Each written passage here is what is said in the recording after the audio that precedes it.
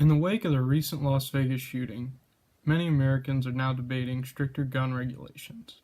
It is argued that guns are the problem and that control is the remedy, and the mental health of our nation is rarely questioned.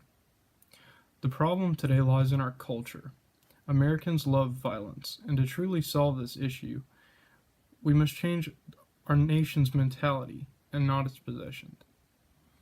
Violent culture that is developed in the United States has led to much violent crime.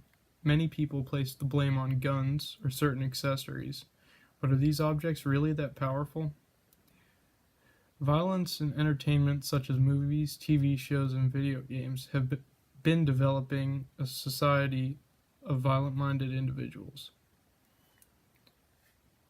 A few decades ago, high school students could ride to school with a rifle or shotgun in the back of their pickup truck. This isn't possible today. So what's changed? It's really not the gun. In recent years, there have been many mass shootings in America, and this was unthought of just decades ago. We live in a world today where kids get on Xbox or PlayStation. They play games where they're equipped with fully automatic weapons, and they're given points to kill and slaughter. And millions of American adults regularly watch TV shows and movies that glorify guns and violence. And let's face it, we love it. The shooting, the action, the fighting, it makes our blood pump. The fact that humans in general are attracted to violence is a natural thing. It's in our DNA.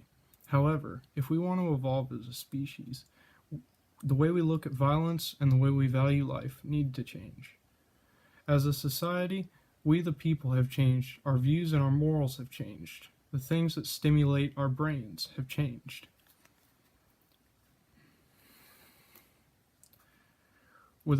Gun control fails in the United States, and with a quick internet search, it is easy to see that rural areas where guns are more prevalent, there is less crime. In places like Chicago or New York, where gun laws are most strict and legal gun ownership is almost non-existent, violent crime is out of control.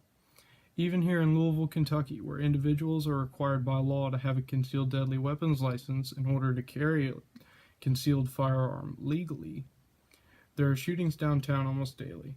It is tragic and extremely sad. The world we live in today seems to have become a lot more violent.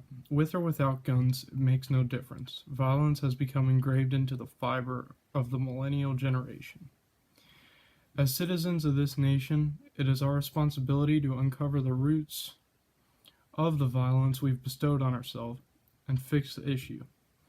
Currently, Congress will not allow the CDC to study gun violence. For us to truly get to the root of this issue, we must allow all of our assets to conduct whatever research they find necessary that will help us change society for the better.